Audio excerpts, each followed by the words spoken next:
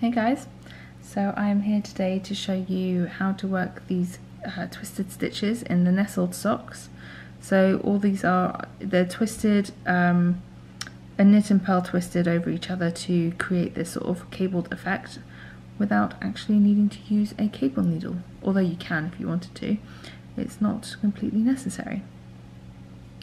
So yeah, I'm just going to show you how to work this. Okay, so I have my sample knit up on here. I didn't have enough of, I actually couldn't find my leftovers of the original yarn to do the sample swatch on that, but we're going to try and do our best to show you here. So we have two cable stitches, or twisted stitches. There's a twist to left and a twist to right. So let's get started and I will show you each a couple of times. They're kind of worked together. So all you need to remember is when the direction of the twist is referring to the movement of your column of knit stitches. So a twist to left is moving the knit stitch left over the purl stitch next to it, and a twist to right is moving the knit stitch to the right over the purl stitch. So the purl stitches are always moving across the back and the knit stitches are crossing over the front. So that's something to help you remember how to work it. So for the twist to left, you want to first purl this stitch from the back, and then not through the back loop but from the back, and I'll show you that in a second, and then you're going to knit this the first stitch. So first we're going to deal with this purl stitch, and so the way that I find it helpful is you want to come in as if you're going to purl, sort of ignoring that first stitch, as if you were going to purl, but rather than coming over the front of it, you want to come through the back of that stitch. And then the way that I do it is I just sort of pull my needle back round the, okay, that was a bad example, put it through as if to purl, and then pull that round the back like that, purl, there we go, and then that's that stitch purled, which I know looks quite cumbersome, and it is a little bit cumbersome, but once you get into the flow it's not too bad. And then knit one, and then you drop both stitches off the needle at the same time, and there you have it. You have crossed at this point, okay, you have crossed the knit stitch over the purl stitch. So that's your purl stitch now, and that's your knit stitch. And then to work the twist to right, you're first going to knit the second stitch,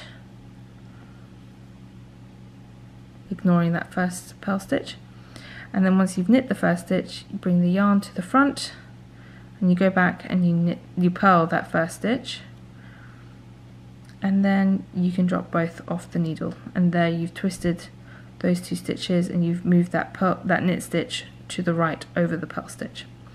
Now another way you can do this is you can just switch the stitches round before you work the stitches, if that is more comfortable for you.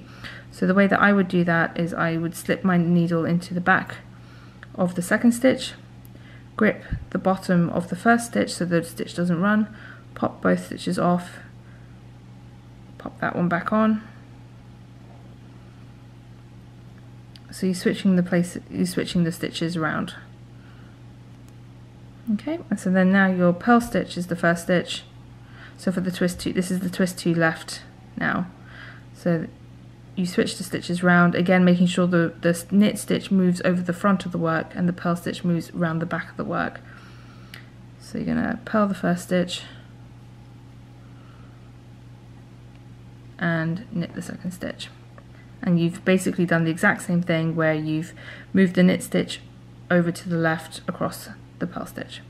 And then to do that for the twist to right, it's the same thing, except all I would do is put my needle into the second stitch from the front rather than from the back. Sorry, just make sure. Okay, and then hold the first stitch from underneath so it doesn't run, pop them off the needles, and then slip my needle back into that first stitch, bring the second stitch around the front and onto the left needle again, and then there you go, you're ready now to knit one and purl one. Knit one, purl one, and that's how that works, and it gives you the exact same result as what we did the first time round. It's just two different methods of doing it. You can either do it the way I first showed you, or you could do it this way. So I'm going to show you the first way one more time, just because I know that might have been a little bit confusing for some people. So you want to come in as if to purl from behind this first stitch. This is the twist to left. And then you're going to catch that leg of the stitch and pull it back. There it is. And then you're going to yarn around the needle. I tend to use my thumb at this point to hold the yarn in place so it doesn't slip off the tip of the needle when you're pulling it back through the loop to create that purl stitch. And put the yarn in the back, swing the needle back round to the front to knit that first stitch. Ooh. There we go, knit that first stitch and then pop it off. And then the twist to right, knit the second stitch, ignoring that first one, bring the yarn to the front, purl that first stitch again, put it to the back and pop them off. And there you go. And then one last time, the twist to left, the switching positions method. I put my needle in through the back loop of that second stitch to catch it. Then I hold on to the first stitch as I pop both stitches off the left needle, put that first stitch back on first, switching the places round in the second stitch. And then now we purl and knit. And there you go, done the twist to left. And then the twist to right, you will put your needle into the front of the second stitch and securing the first stitch with your fingers, or I just tend to use the back of my finger here, slip those two off and switch them around.